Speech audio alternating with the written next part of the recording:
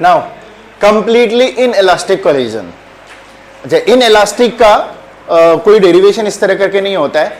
In elastic में याद है, अगर सिंपली इन इलास्टिक की बात करें तो दो लॉ आपको फॉलो करने पड़ेंगे, सॉरी एक ही लॉ फॉलो करना है बेसिकली इसमें, सिर्फ और सिर्फ मोमेंटम, हाँ वही निकालना पड़ेगा। m1 u1 plus m2 u2 will be equal to m1 v1 plus m2 v2, बस यही वाला आपको यूज करना है।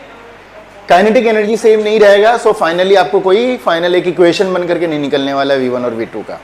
हाँ, क्वेश्चन में ये जरूर कहेगा what will be the loss of energy, तो क्या करना है, फाइनल जो एनर्जी होता है हाफ m1 v1 का स्क्वायर हाफ m2 v2 का स्क्वायर, ये हो गया फाइनल एनर्जी, माइनस क्या करना पड़ेगा, हाफ m1 u1 का square plus half m2 u2 का square. This is the initial energy of this system, this is the final energy system. इसमें से इसको माइनस कर देंगे तो आपको निकल जाएगा।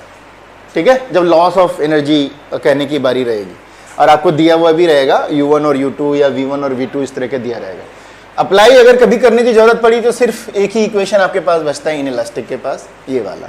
ठीक है, चलिए इसी का एक्सटेंडेड वर्जन हम लोग करेंगे कंप्लीटली इन इलास्टिक। तो याद है कंप्लीटली इन इलास्टिक में क्या होता था, टकराने के बाद पहली बॉडी दूसरी बॉडी के साथ या दूसरी बॉडी पहली बॉडी के साथ एक दूसरे से अटैच हो जाते हैं और सिंगल ऑब्जेक्ट बन जाता है, सिंगल मास बन जाता है। तो इसका मतलब क्या होगा, सिंगल मास बनने का मतलब, सिंगल मास बनने का मतलब, सिंगल बॉडी बनने का मतलब है कि टकराने के बाद स्पीड एक ही रहेगा दोनों का, टकराने के बाद स्पीड एक ही रहेगा। तो चलिए जरा सा देखते हैं भाई। हाँ, टकराने के बाद क्या हुआ, दोनों अटैच्ड हो गया। Okay, so this is the completely in elastic collision. तो चलिए इसके लिए हम लोग रूल्स निकालते हैं। तो सॉल्व अगर जब हम करेंगे तो हमारे पास m1 u1 है, m2 u2 है, दोनों टकराया, टकराने के बाद दोनों क्या हो गया, सेम स्पीड के साथ जाने लग गई। उसको एक सेंटेंस में लिख देना है, या तो आप खुद से सोच करके लिख लो जो हम बोल रहे हैं। एक हमने क्या लिया, दो ऑब्जेक्ट लिया, ऑब्जेक्ट 1 जिसका मास m1 है, स्पीड u1 है, ऑब्जेक्ट 2 जिसका मास m2 है, स्पीड u2 है। They collide and then stick to each other, okay, and moving with same velocity. इस तरह से एक सेंटेंस लिख लेना है। तो आप अपने से भी लिख सकते हो, जरूरी नहीं कि एग्जैक्ट ऐसे ही लिखना है आपका।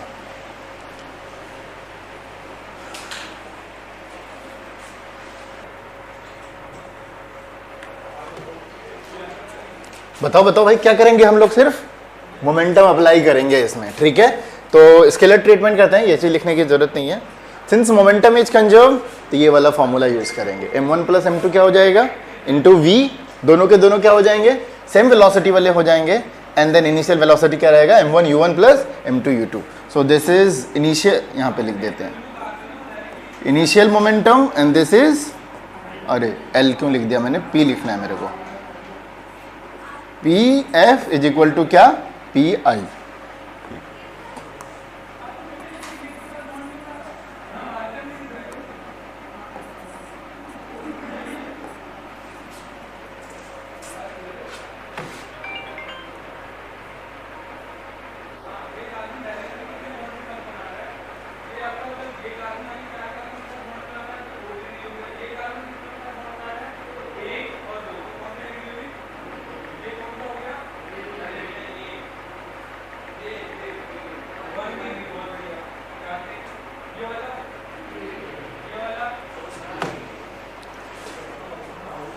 तो आराम से v इज इक्वल टू कितना हो जाएगा, m1 u1 plus m2 u2 by m1 plus m2।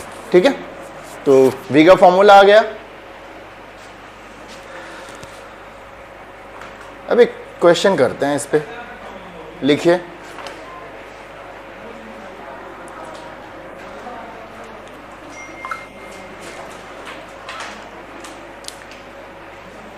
a gun propels its bullet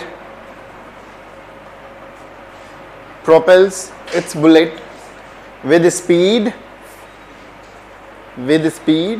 100 meter per second, 100 meter per second, and strikes a block of mass 5 kg, 5 kg, not gram, 5 kg, and get inserted into it, and get inserted into it, get inserted into it, comma, moving together, ऐसे लिख दो, moving together, full stop. What will be its speed if, what will be its speed if the mass of the bullet is 30 gram, mass of the bullet is 30 gram, हाँ ग्राम.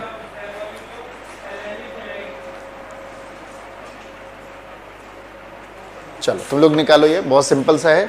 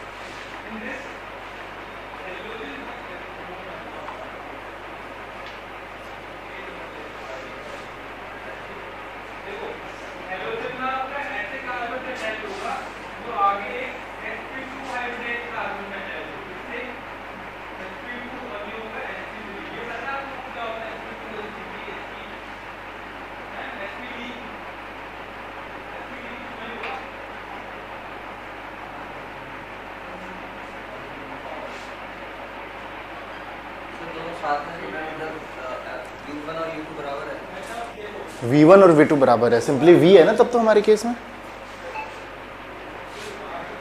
M1 और M2 ये वाला लगेगा ना, तो लगेगा V निकालना है. U1 और U2 तो बराबर है, ये पूछ. देखो ब्लॉक U2 0 हो जाएगा ना, ब्लॉक के बारे में कुछ नहीं था, ब्लॉक रखा हुआ है, ये मान के चलने हैं, U2 0 हो जाएगा. स्ट्राइक्स अ ब्लॉक, और सिंपली जैसे ब्लॉक आता है तो ब्लॉक क्या आपको नजर में आना चाहिए कि वो रखा हुआ है. कितना आया?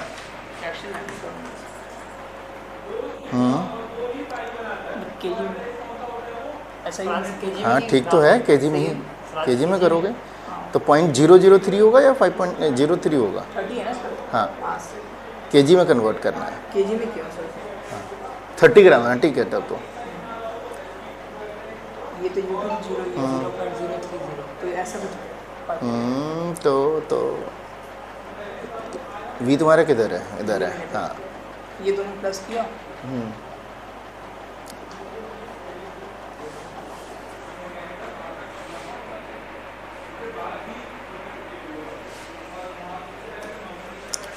तो हमारे इसके लिए न्यूमेरिक क्या क्या दिया हुआ है.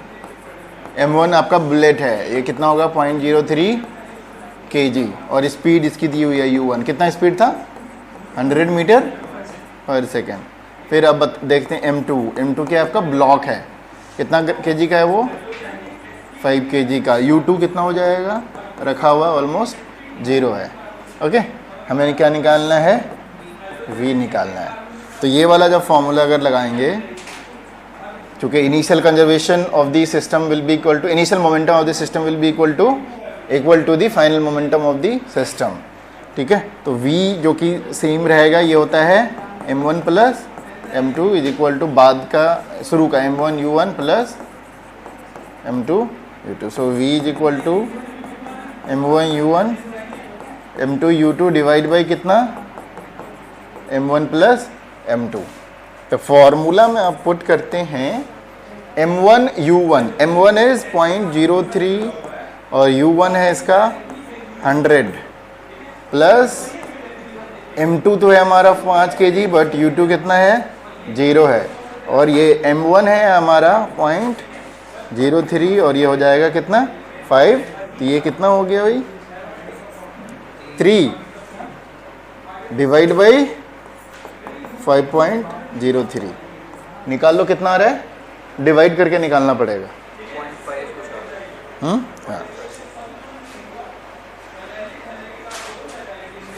डेसिमल हटाने के बाद 2 डेसिमल 3000 एग्जैक्ट निकालना पड़ेगा इस केस में, 5.03 को डिवाइड करके।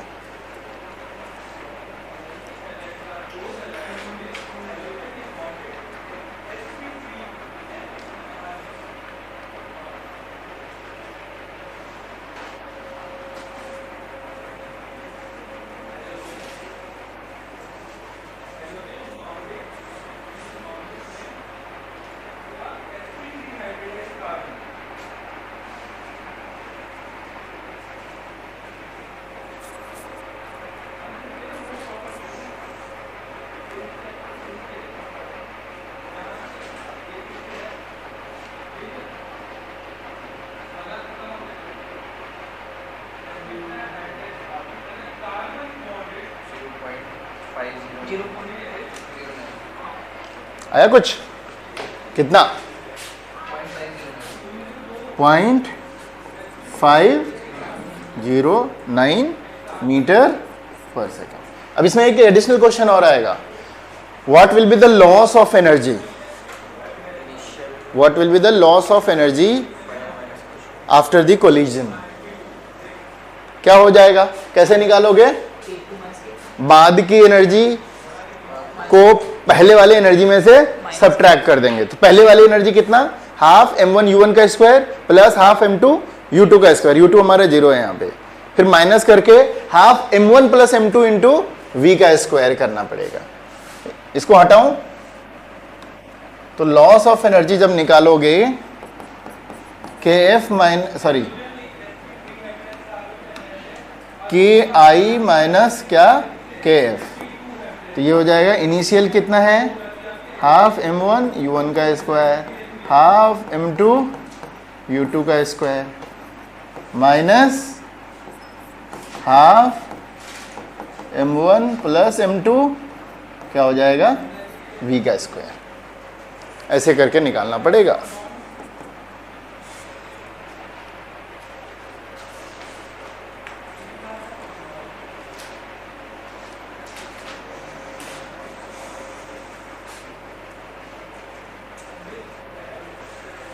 जरूरी नहीं है, हाँ कॉम्पिटिटिव में जो रहता है ना, कॉम्पिटिटिव में अगर इससे पूछेगा तो इस तरह से पूछेगा कि आपका कैलकुलेशन थोड़ा डायरेक्ट हो जाए, इतना ज़्यादा नहीं नहीं तो टाइम वेस्ट हो जाएगा पूरा इसमें। लेकिन स्कूल में ऐसे पूछ सकता है, जो मेन एग्जाम होता है इस तरह का रिटन वाला पूरा, जिसमें आंसर लिखने होते हैं।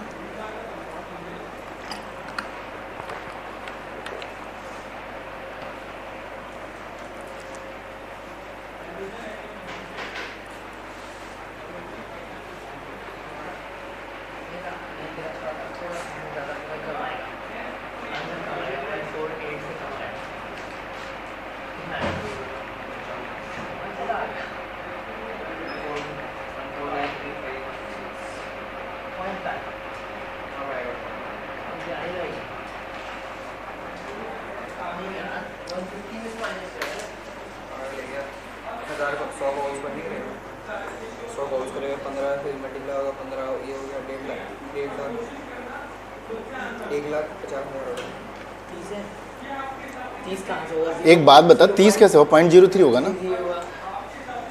0.15 दो जीरो खा जाएगा वो। मैंने ग्राम में लिया है 5000, इसको 5000। अच्छा पूरा ग्राम में रखा सबको, पूरा ग्राम में रखा तो जूल में नहीं आएगा आंसर, ये अर्ग में आएगा तुम्हारा। 149 आ गया,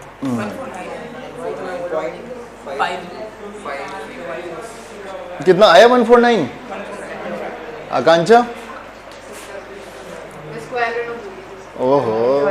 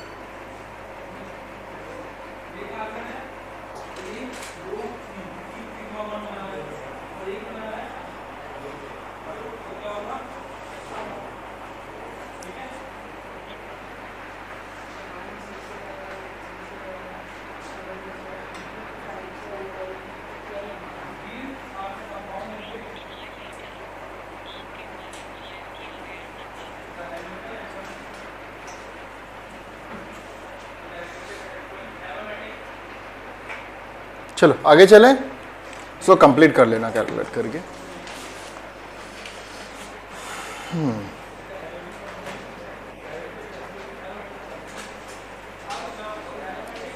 तो ये हमने ऑलरेडी करा दिया, काइनेटिक एनर्जी नॉट कंजर्व रहता है, ये ऐसे करके हम निकाल लेंगे, ठीक है। लॉस ऑफ काइनेटिक एनर्जी ऐसे करके निकाल लेंगे। चलिए, तो ये ज़्यादा टफ हो जाता है, बेटर है आप क्या करो, यहीं तक रखो और फॉर्मूला डाल करके कैलकुलेट कर लो, इतना ज़्यादा कोई याद नहीं रखने वाला। ओके, एक मिनट,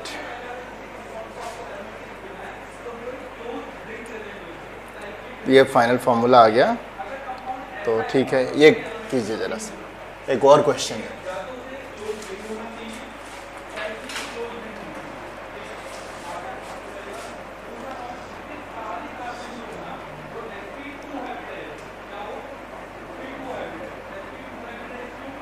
अब इसको काइनेटिक एनर्जी के साथ मतलब पिछले वाले चैप्टर के साथ, पिछले वाला चैप्टर बोल रहा हूँ, पिछला वाला टॉपिक के साथ कनेक्ट कर दिया है। कंजर्वेशन ऑफ एनर्जी के साथ भी इसको हमने कनेक्ट कर दिया है। कितना? A bullet of mass 50 gram is fired from below into a suspended object of mass 450 gram. The object rises through a height of 1.8 meter with bullet remaining inside the object. Find the speed of the bullet. Situation समझ में आया?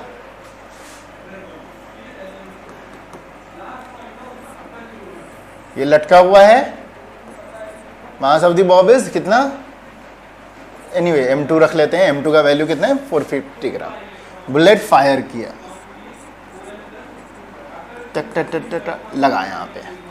Okay, इसकी speed कितनी है? ये हमारा M1 है, इसकी स्पीड U1 कितना कुछ दिया है, निकालना है, यही निकालना है ना, find the speed of the bullet. और ये तो रुका हुआ है, तो U2 कितना हो जाएगा इसका? 0। लेकिन जैसे ही इसको टक से मारेगा तो क्या होगा? कंजर्वेशन मोमेंटम के वजह से एनर्जी ट्रांसफर इसमें भी होएगा और दोनों एक साथ हो गया है। फिर इसके बाद क्या हो जाएगा? ये कितना ऊपर उठ जाता है?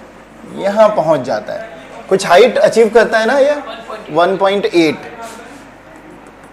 यहाँ से यहाँ तक कितना है? 1.8 मीटर अचीव करता है। तो हमें U1 निकालना है।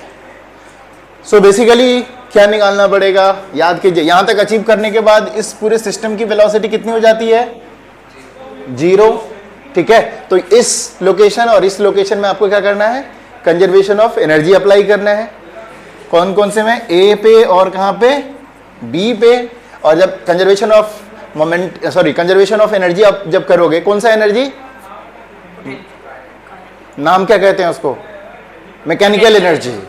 मैकेनिकल एनर्जी का मतलब kinetic energy plus potential energy here will be equal to kinetic energy plus potential energy at here. लेकिन यहाँ का काइनेटिक एनर्जी जानने के लिए आपको यहाँ की वेलोसिटी चाहिए।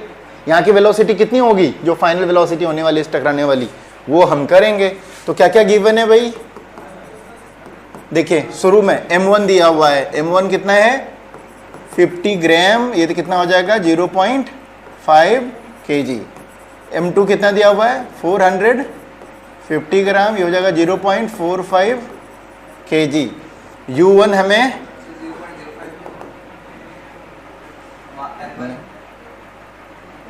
0.05, यस यस यस 0.05 तभी दिए हुए। U1 इज इक्वल टू हमें निकालना है। फॉर्मूला हम अप्लाई करेंगे, ठीक है। Conservation of momentum apply, conservation of momentum, तो उसके अकॉर्डिंग कितना हो जाता है? M1 प्लस M2 का एक साथ हो जाता है और इसकी वेलोसिटी उस वक्त v है। शुरू की स्पीड कितनी? M1 U1 plus M2 U2। So v is equal to कितना? यहाँ तक सबको पता है, ये हम कर सकते हैं डिवाइड बाई कितना? M1 plus M2। M1 कितना है? M1 50 ग्राम है, तो 0.05। U1 हमें निकालना है और M2 V2 कितना हो जाएगा? 0 divide by M1 plus M2। M1 कितना? 0.05 प्लस 0.45। ओके, तो ये हो गया 0.05 डिवाइड बाई 0.5 इंटू कितना u1, ओके, पॉइंट हटा दिया तो कितना हो जाएगा ये u1/10, दिस इज v। अब क्या करना है, हमें कंजर्वेशन ऑफ एनर्जी अप्लाई करना है। कौन सा कंजर्वेशन? मैकेनिकल एनर्जी, ठीक है, कंजर्वेशन ऑफ मैकेनिकल एनर्जी लिख देते हैं इसको, conservation of mechanical energy applied at A and B. तो mechanical energy at A will be equal to mechanical energy at क्या होना चाहिए, बी होना चाहिए। तो यहाँ का kinetic energy plus potential energy K A plus P A will be is equal to K B plus P B. यहाँ की kinetic energy half m1 plus m2 v का स्क्वायर है ना, और हम हाइट यहीं से सारा का सारा कैलकुलेट करेंगे तो यहाँ का पोटेंशियल एनर्जी कितना ले लेंगे हम, 0। अब जब ये ऊपर चला गया तो वहाँ काइनेटिक एनर्जी कितना हो जाएगा, 0, और पोटेंशियल एनर्जी हो जाएगा mgh। m कितना है, m1 प्लस m2 है, g और h कितना दिया हुआ है 1.8।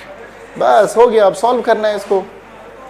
तो m1 प्लस m2 हो गया 0.5 डिवाइड बाई 2, और v हो गया आपका u1/10, u1/10 is equal to m1 plus m2 कितना 0.5, g का वैल्यू 10 रखना है, अगर नहीं है दिया हुआ है 10, इंटू कितना 1.8, निकल जाएगा u1, एक ही अननोन बचा है इसमें। तो एनर्जी कंजर्वेशन पे हमने लास्ट टू लास्ट बहुत सारे क्वेश्चंस कराए हैं। तो total energy here will be equal to total energy at here. Gravity में कहीं पर भी अगर हम लोग दो पोजीशन की बात करेंगे तो मैकेनिकल एनर्जी कंजर्व रहता है। मैकेनिकल एनर्जी का मतलब काइनेटिक एनर्जी और पोटेंशियल एनर्जी। तो 0.5 खत्म। अगर हम u1 निकालना चाहें ये हो जाएगा u1 का स्क्वायर बाई 100, दो उधर ले आके मल्टीप्लाई कर दिया, 10 इंटू 1.8 इंटू 2, ये तो ये यहाँ से ख़त्म हो जाएगा तो और ज़्यादा हो जाएगा। u1 का स्क्वायर 2 इंटू 18 इंटू 100, तो बेसिकली ये 36 इंटू 100 u1 का square. So u1 will be equal to 6 into 10 60 metre per second, 60 metre per second आ रहा है।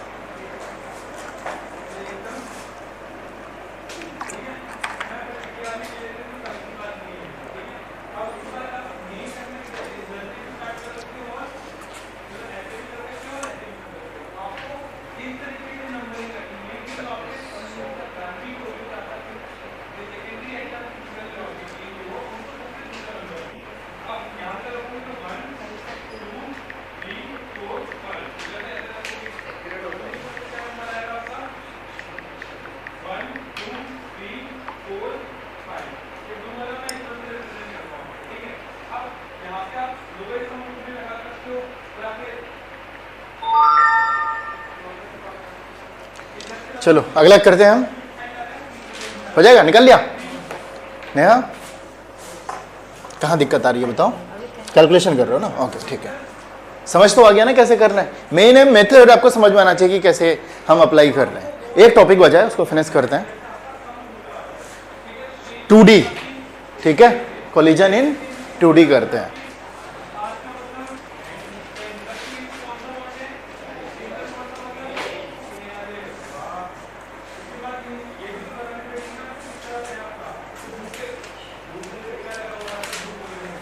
ठीक है, हटा दूं?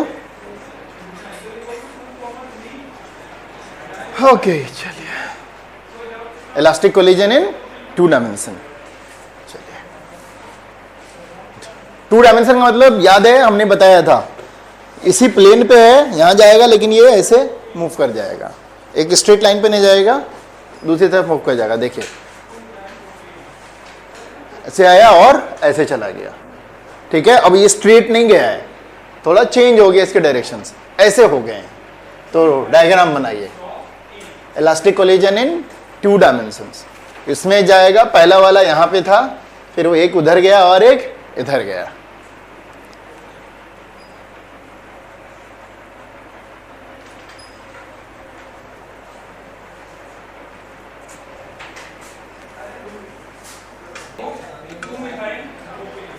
हो गया। तो कैसे करें इसमें हम लोग, इलास्टिक कोलिजन है तो क्या क्या कंजर्व रहेगा, मोमेंटम भी कंजर्व रहेगा और एनर्जी भी कंजर्व रहेगा। तो एनीवे एनर्जी तो कोई वेक्टर क्वांटिटी नहीं है, सिंपली क्या करेंगे, energy of the system before the collision will be equal to energy of the system after the collision. लेकिन मोमेंटम हमारा एक वेक्टर क्वांटिटी है, तो वेक्टर वाला क्या होता है, एक ही डायरेक्शन में होता है कंजर्व, ठीक है। तो आपको मोमेंटम कंजर्व करना होगा एक बार एक्स एक्सिस के लिए और एक बार वाई एक्सिस के लिए। लेकिन कंडीशन ये है कि हमारे पास ये तो नहीं तो एक्स में है नहीं तो वाई में है, तो हमें क्या करना पड़ेगा, ये एक्स है तो ये वाई है, तो हमें ये जो वेलोसिटी है इसका कंपोनेंट निकालना पड़ेगा। एक कंपोनेंट एक्स की तरफ और एक कंपोनेंट वाई की तरफ, फिर वाई की तरफ और एक्स की तरफ इंडिविजुअली दोनों को हम कंजर्व करेंगे। ओके, अब ये वाई एक लगा दिया, इसका एंगल हमें पता होना चाहिए तभी तो कंपोनेंट निकालेंगे। जानते हो ना कंपोनेंट निकालने के लिए, जिधर थीटा है वो कॉस थीटा हो जाएगा, दूसरा वाला क्या हो जाएगा, साइन थीटा वाला हो जाएगा। तो v1 का इधर हो जाएगा v cos थीटा और उधर क्या हो जाएगा v1 sin थीटा। उसी तरह से v2 का भी ये वाला cos थीटा और ये वाला sin थीटा। फिर हम लोग x एक्सिस के लिए और y एक्सिस के लिए क्या कर देंगे, कंजर्व कर लेंगे।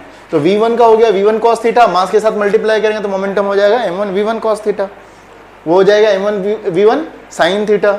इसी का m2 v2 cos थीटा भी किधर होगा, इधर होगा, और m2 v2 sin थीटा किधर होगा, इधर होगा। उसका क्या है, उसका सिर्फ और सिर्फ x एक्सिस में हॉरिजॉन्टल है, ठीक है। तो उसी हिसाब से हम इसको कंजर्व करेंगे। क्लियर हो गया, कोई दिक्कत, देख लो आ गया। तो हमें x और y एक्सिस में मोमेंटम को कंजर्व करना है, कोई डाउट?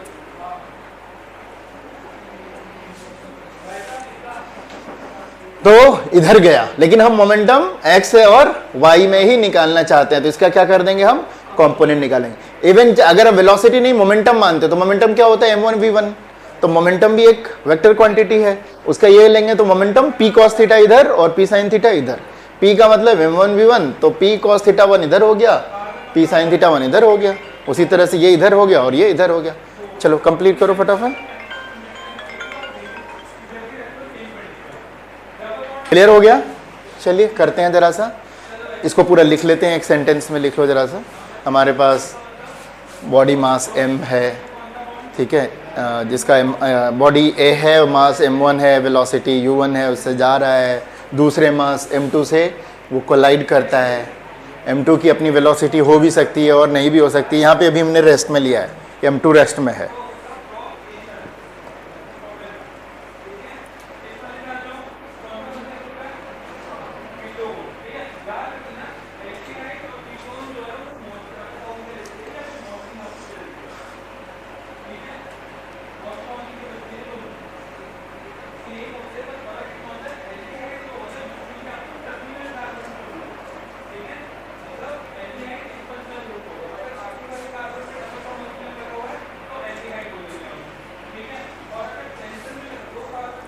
क्वेश्चंस करे थे तुम लोगों ने जो होमवर्क दिया था? अब आज सारे क्वेश्चन है, जो डाउट रहेगा नेक्स्ट क्लास में हम लोग उसको करेंगे, ठीक है। सारे क्वेश्चन कर लेना। अब एनसीईआरटी के तो करने ही है, और जब अगर बुक से कर रहे हो तो एनसीईआरटी सारे आ जाएंगे ऑटोमेटिकली उसमें। कोई भी दिक्कत हो किसी भी क्वेश्चंस में, let's discuss in the next class. तुम लोग करके लेके आना, जो नहीं होगा उसको हम करेंगे, कंप्लीट करके लेके आना उसको। अभी जो किया उसमें भी डाउट्स रह रहे हैं? कौन से वाले? अच्छा हाँ, वो तो अब कराया भी नहीं था, अब हो जाएगा ना वो भी। हाँ तुमने करा इसने? पक्का? वो स्नेहा को भी कितने करे? अच्छा, आज तो छुट्टी नहीं मिलेगी सेकेंड हाफ में वैसे भी। ठीक है, टाइम निकाल के करो इसको। कल क्लास होती है, मैं इवनिंग तक कंफर्म कर दूंगा 6-7 बजे तक, तो कल ग्रेविटेशनल करेंगे हम लोग, ठीक है। बंद कर दिया? अरे अभी बाकी है, इसको करेगा कौन? तो कोलिजन हमारा 2 डायमेंशन हो रहा है एक्स वाई प्लेन में, ओके। 5 से 10 मिनट, 5 से 7 मिनट और लेंगे।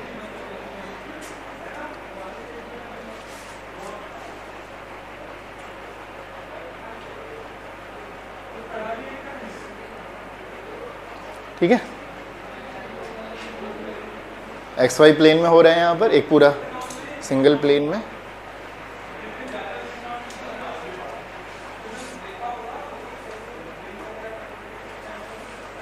चलो भाई, तो conservation laws have to be applied along X and Y axis separately, ये लिखिए एंड देन फिर चलिए अप्लाई करते हैं।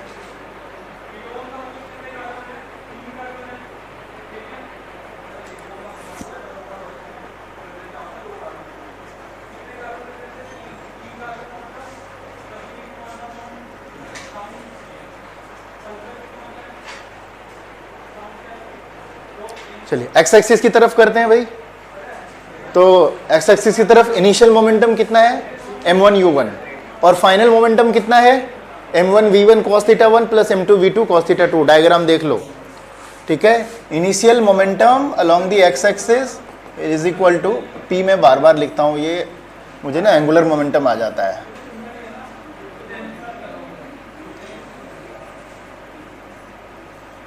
p f, तो इनिशियल मोमेंटम हो गया अलोंग द एक्स एक्सिस में, क्या हो जाएगा? m1 u1 is equal to, उधर कितना हो गया एक्स एक्सिस में? m1 v1 cos theta 1 plus m2 v2 cos theta 2।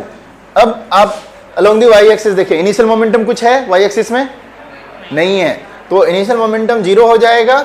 और राइट साइड में क्या है? ऊपर वाले को पॉजिटिव लिया, m1 v1 sin थीटा 1, तो नीचे वाला ऑटोमेटिकली क्या हो जाएगा? Minus m2 v2 sin theta 2, बस।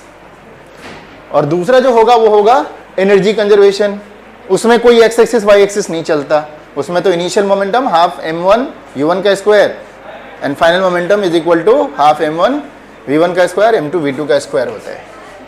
चलिए, काइनेटिक एनर्जी अपना स्केलर क्वांटिटी है, उसको एक्स एक्सिस वाई एक्सिस से कोई लेना देना नहीं, उसको v स्क्वायर से लेना देना है। तो initial energy is half m1 u1 का स्क्वायर और फाइनल एनर्जी कितना? हाफ m1 v1 का square plus half m2 v2 का स्क्वायर। ये दो आपके पास फॉर्मूला आ गया, इसी को यूज करके कर लेना है, ठीक है। तो हमारे पास कितने अननोन है? v1 v2 theta 1 and theta 2, सिर्फ 3 इक्वेशन है। Therefore at least one more quantity must be known to solve the mathematical equation. तो इसमें इस 4 में से कुछ ना कुछ गिवन रहेगा, बिकॉज हमारे पास 3 इक्वेशन है, तो अननोन कितने होने चाहिए? 3, और एक इसका मतलब नोन रहेगा, उसमें से कुछ ना कुछ दिया रहेगा। क्लियर? तो 4 अननोन में से एक अननोन दिया हुआ रहेगा क्वेश्चन में, बाकी 3 निकालने हैं, 3 इक्वेशन हैं, वैसे कर लेते हैं। डन? अच्छा, नहीं लिखा था? ओके, वैसे ये लिखने की जरूरत नहीं है, नहीं भी लिखोगे तो छोड़ दो, this is just for a discussion. आपके पास 4 इक्वेशन है, सॉरी 3 इक्वेशन है, तो अननोन कितने होना चाहिए? 3 होने चाहिए। यहाँ पर 4 है, तो इसका मतलब कोई एक चीज गिवन रहेगा आपको, बाकी 3 आपको निकालने होंगे।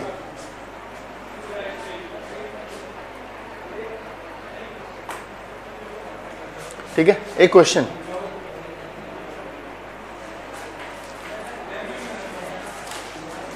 क्वेश्चन लिखना नहीं है, डायरेक्ट सॉल्व करना है।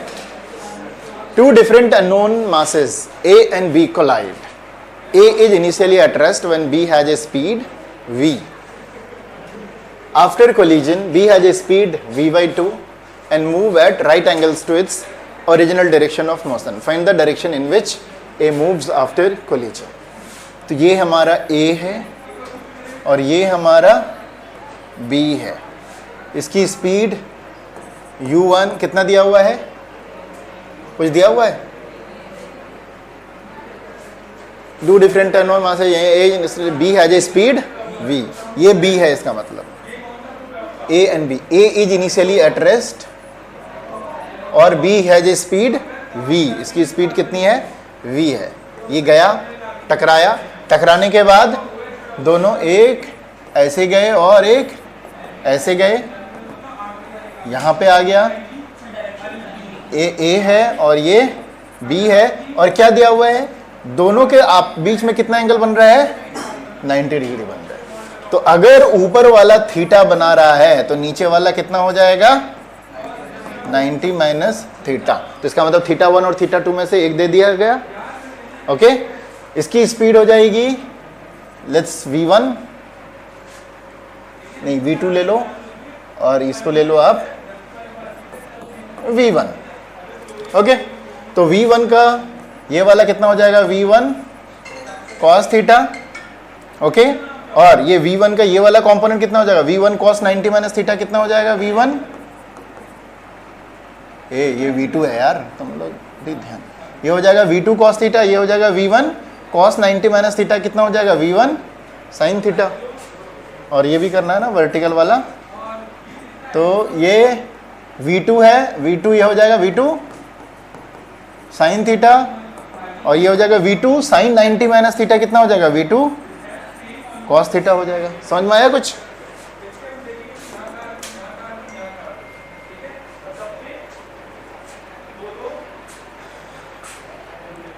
ये v2 है, ये v1 है, तो ये v1 होगा।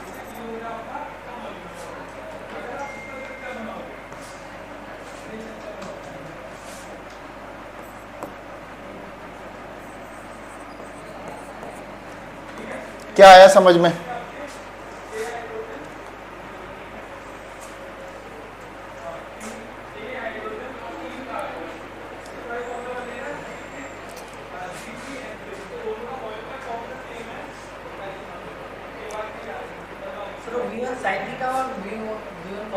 हाँ, तो ये तो v2 ये cos थीटा और ये v2 sin थीटा। हाँ, अब ये देखो ये v1 है ना, तो v1 cos 90 माइनस थीटा कितना हो जाता है, थीटा ही हमारा 90 माइनस थीटा है, तो कितना हो जाएगा, v1 sin थीटा।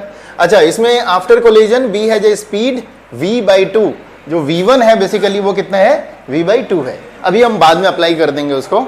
अब चलिए इक्वेशन से लगाते हैं। एक x एक्सिस वाला लगाएंगे, x एक्सिस वाला इनिशियल मोमेंटम कितना है, m1 u1 ma कर दें, इज इक्वल टू इधर आएगा सारा का सारा, तो कितना कितना है भाई, या 1 2 ही रहने दें,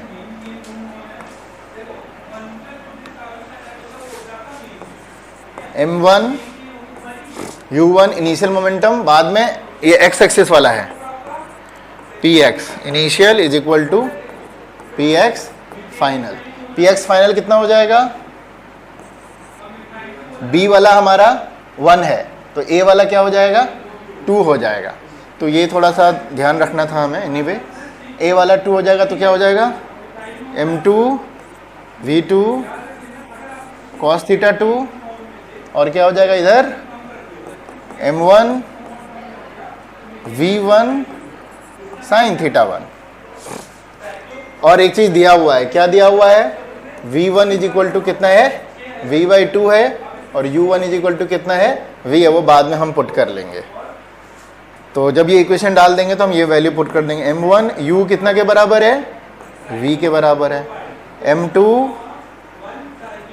v2 हमें निकालना होगा, ठीक है, cos थीटा 2 निकालना पड़ेगा, प्लस m1 v1 हमारा v/2 के बराबर है, इनटू कितना हो जाएगा, sin थीटा के बराबर।